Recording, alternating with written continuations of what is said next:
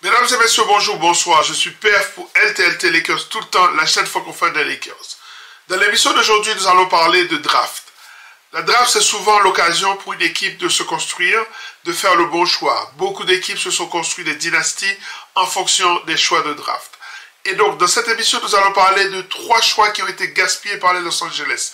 3 choix à 3 périodes différentes. Lakers tout le temps, c'est tout de suite. Step 1, wake up early, gonna rise with the sun. Step 2, get some good, some food in you. Step 3, think real hard about what you wanna be. Step 4, everybody just do your thing. Wake up, today's gonna be a good day. Wake up, today's gonna be a good day. En 2017, les Lakers sont en reconstruction. Ils possèdent le 2e choix de la draft. Il y a pas mal de talent dans cette draft, mais Magic Johnson, le GM des Lakers, se fait berner par LaVar Ball, le père de Lonzo Ball, qui présente son fils comme étant un joueur qui est beaucoup plus fort que Stephen Curry. Résultat, les Lakers draftent Lonzo Ball en 2e choix de draft. Juste après, le Magic d'Orlando qui a choisi Markelle Fultz. Juste avant, les Celtics de Boston qui, eux, ont fait un choix beaucoup plus sûr, celui d'un joueur venu de Duke qui s'appelle Jason Tatum. Or, dans cette draft, il y avait également un certain De'Aaron Fox, le joueur de Kentucky qui venait de détruire Lonzo Ball lors du tournoi NCAA. Il y avait aussi Lauri Markkanen dans cette draft. Et surtout, il y avait un gamin de l'université de Louisville, un certain Donovan Mitchell. Dans cette draft, les Lakers avaient le choix puisqu'il y avait également des big men, notamment le pivot actuel des Miami Heat, c'est-à-dire Bam Adebayo. Et derrière lui, il y avait un certain Jarrett Allen. Les Lakers ont fait le choix de Lonzo Ball et ils l'ont payé très cher. Car Lonzo Ball aux Lakers, c'est une fraude absolue.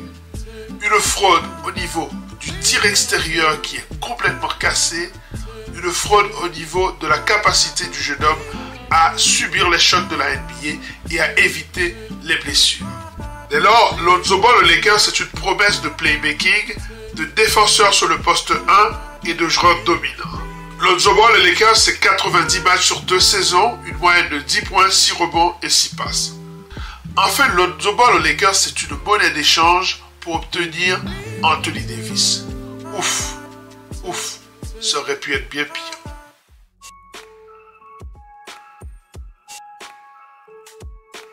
En 1977, les Lakers possèdent un joueur exceptionnel en la personne de Kareem Abdul-Jabbar.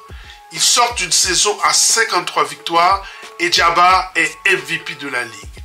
Cependant, aux playoffs, ils se font sweeper par Bill Walton et les Portland Trail Blazers. Ils doivent apporter du changement dans le roster. Kareem doit être aidé. Ça tombe bien, puisque les Lakers possèdent le 6e choix de la draft 1977. On se dit qu'ils vont pouvoir faire venir un joueur majeur. Et de fait, ils choisissent l'ailier Kenny Carr, en provenance de l'université North Carolina State. Carr, c'est un champion olympique aux Jeux de Montréal en 1976. On se dit que ce super point forward avant l'heure va régaler dans la cité des anges. Pas de chance, car Kenny Carr, c'est une succession de blessures. D'abord, l'année de sa draft. En 1977, il se brise le pied.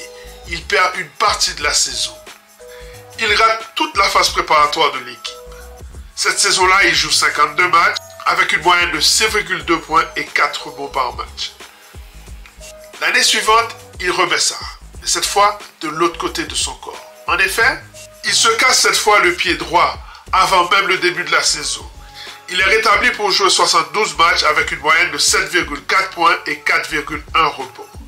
Mais le 24 octobre 1979, les Lakers en ont eu marre et ils l'envoient du côté de Cleveland. Tradé donc le joueur qui était censé aider Kareem Abdul-Jabbar.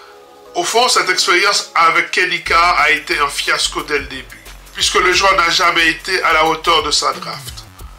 Au bout de cette aventure cauchemardesque avec les Lakers, Kenny Carr a enregistré 6,8 points inscrits, 4 rebonds en 15 petites minutes jouées seulement. Quel gâchis!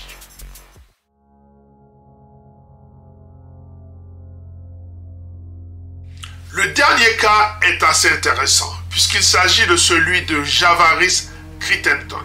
Si vous êtes fan de NBA, si vous êtes fan des Lakers, vous avez sans doute déjà entendu parler de ce joueur. Si ce n'est pas le cas, restez avec moi puisque vous allez comprendre que ce joueur a été un gâchis, non seulement pour les Lakers, pour la NBA, mais pour toute sa famille. En 2007, les Lakers sont en reconstruction. Ils ne sont pas loin de retrouver l'élite de la NBA. Sur le poste 2, ils ont besoin d'aide. Ils ont besoin d'un joueur capable de soulager Kobe Bryant. Ils possèdent le pick 19 à la draft. Ce n'est pas une loterie pick, mais bon, ça fera l'affaire. Ils ont besoin d'un peu d'aide, comme je vous ai dit, sur le poste 2, occupé par le vieillissant Aaron Mackey.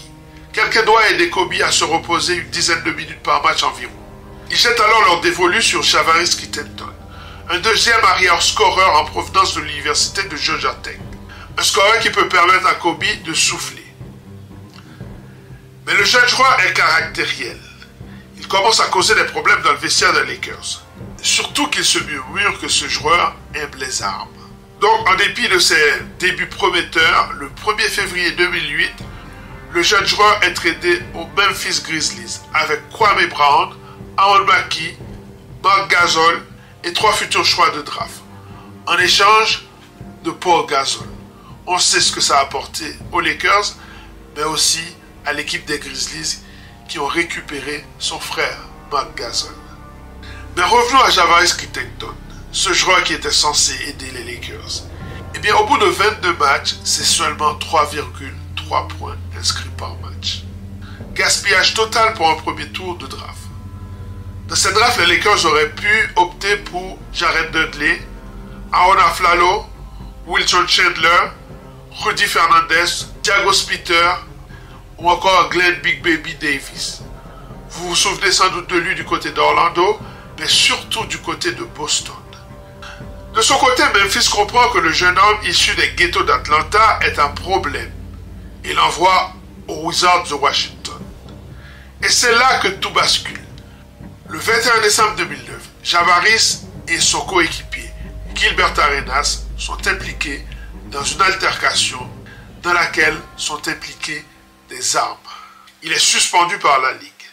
2 ans plus tard, il est impliqué dans une histoire de meurtre et file tout simplement en prison. Qu'il est loin le temps où les Lakers avaient placé leur espoir dans ce joueur, Javaris Crittenton. Un gâchis tant pour les Lakers que pour la NBA, mais pour la société tout entière.